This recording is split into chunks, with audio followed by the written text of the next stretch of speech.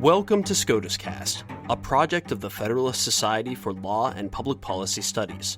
Our contributors join us from around the country to bring you expert commentary on U.S. Supreme Court cases as they are argued and decisions are issued. The Federalist Society takes no position on particular legal or public policy issues. All expressions of opinion are those of the speaker.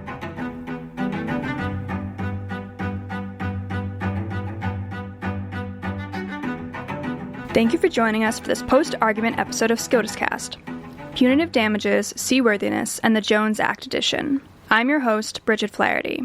On March 25, 2019, the Supreme Court heard argument in the Dutra Group v. Batterton, a case considering whether punitive damages may be awarded in a general maritime action for unseaworthiness. Christopher Batterton was a deckhand on a ship owned by the Dutra Group. In the course of Batterton's work, a hatch cover that covered a compartment storing pressurized air blew open and crushed Batterton's left hand. The hatch cover allegedly blew because of the ship's lack of a mechanism for exhausting over-pressurized air. Batterton was permanently disabled because of the injury. He brought suit against Dutra Group in Federal District Court in California, seeking, among other things, punitive damages for unseaworthiness. Dutra Group moved to dismiss the claim for punitive damages, arguing that although the U.S. Court of Appeals for the Ninth Circuit had allowed such damages in its 1987 decision, Evich v. Morris, that precedent had been implicitly overruled by the Supreme Court's 1990 decision in Miles v. Apex Marine Corp, which held that the parent of a deceased seaman could not recover loss of society damages in a general maritime action. The District Court denied the motion, and the Ninth Circuit affirmed, concluding that punitive damages differed materially from loss of society damages, and that, under the Jones Act, Evich remained good law. Punitive damages are awardable to seamen for their own injuries in general maritime unseaworthiness actions.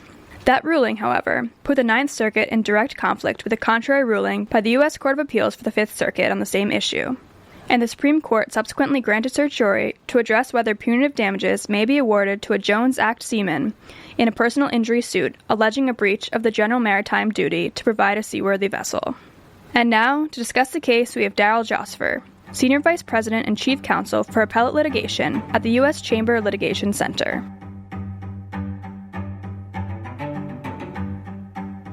The question is whether punitive damages may ever be awarded for violations of the common law duty of seaworthiness. Now, that may sound a little obscure, but even for those of you with little interest in admiralty law, this case raises interesting issues about the relationship between federal common law and federal statutes, and the extent to which judges should follow congressional policies as they develop federal common law.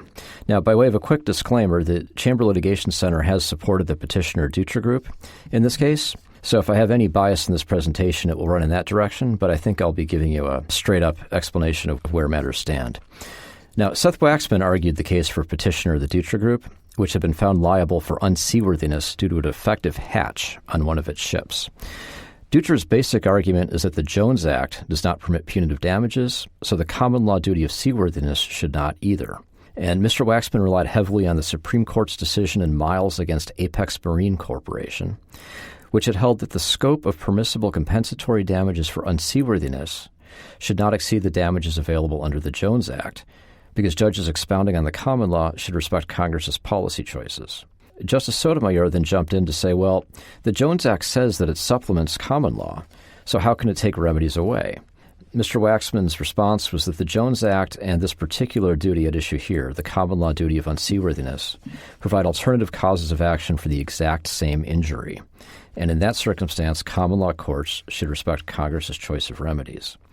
Justice Kagan then jumped in, though, to say, well, where would that lead us? Because the unseaworthiness cause of action today has evolved quite a bit since the Jones Act. It now provides a much broader remedy for many more sailors than it ever had before.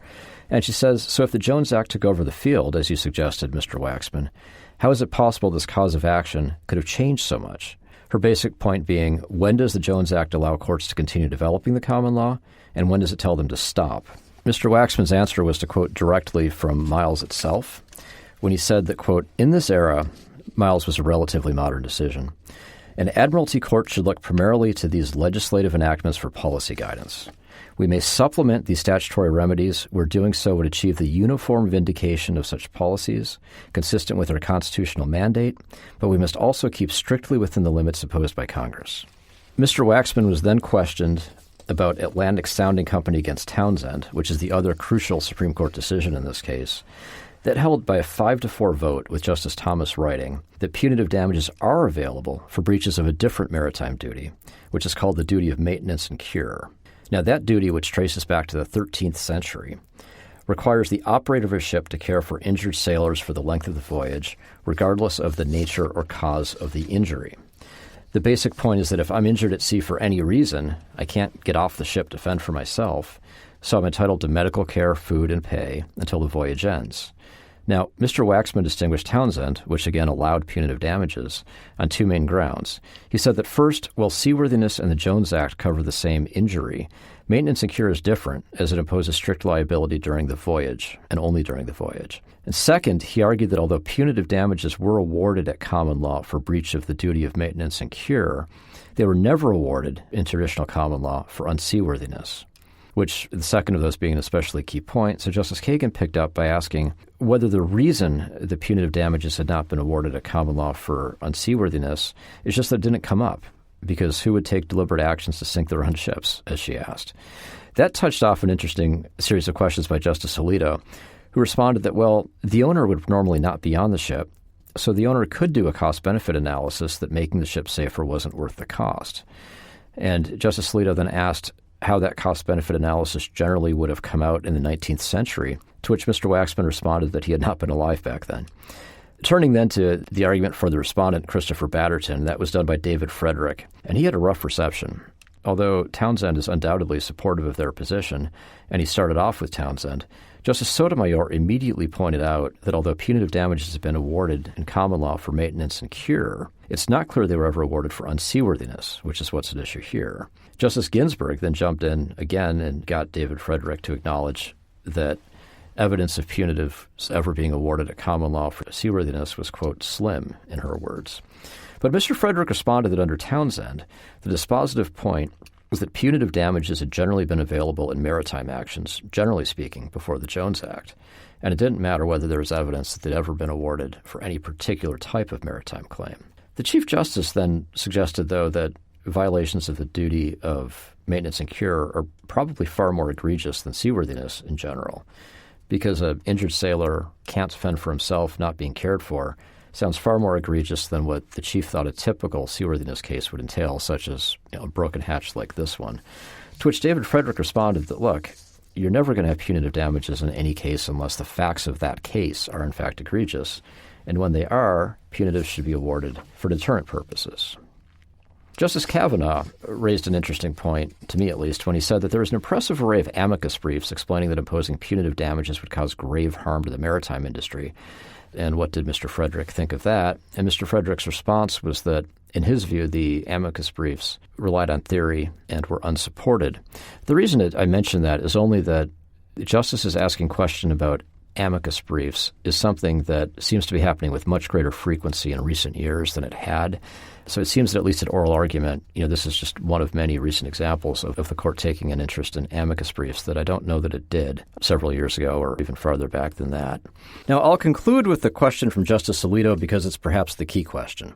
He asked, quote, "You're basically asking us to put on our common law hat and decide that punitive damages are a good thing because there isn't any case pre-Jones Act saying that you could get punitive damages for unseaworthiness." Now, the response was that, well, a couple courts had considered awarding punitives for seaworthiness, which suggests that they would have been available in the right case. But the key point about this exchange is that Justice Alito's suggested approach here would give the court a way to rule for the ship owner without having to decide whether the Jones Act permits punitives. Because recall that Dutra's argument is that the Jones Act does not permit punitives, and therefore unseaworthiness should not either. That, of course, would require the court to consider whether the Jones Act permits punitives, which in turn would require the court to consider whether the Federal Employees Liability Act permits punitives, the reason for that being that the Jones Act incorporates the FELA's remedial scheme. And although FELA has consistently been understood since the late 19th century to preclude punitives, respondent argued rather vigorously in this case that that's wrong. And the court showed little interest in reaching that FILA question here because the only mentions of it at argument were two justices, Justice Ginsburg and Justice Sotomayor, pointing out that the court had reserved that question. Now, one way around considering FILA and continuing to reserve the question here would be for the Supreme Court to hold, as Justice Alito suggested, that even apart from the Jones Act, the common law has never sanctioned punitives for unseaworthiness, and therefore it should not now either. The other way the court could rule would be to rely broadly on Townsend. If the court were to hold that punitives are available here, the simplest approach would be to agree with Mr. Frederick's understanding of Townsend. So ultimately, it depends on how broadly one reads Miles versus how broadly one reads Townsend, and we will find out the answer in due course.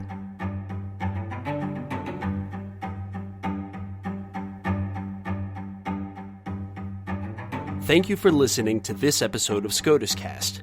SCOTUScast is a project of the Federalist Society, a not-for-profit educational organization of conservative and libertarian law students, law professors, and lawyers, founded upon the principles that the state exists to preserve freedom, that the separation of governmental powers is central to our Constitution, and that it is emphatically the province and duty of the judiciary to say what the law is, not what it should be.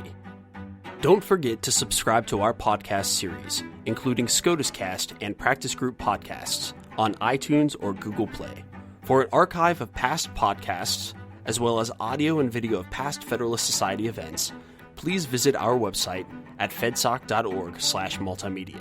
That's fedsoc.org/multimedia.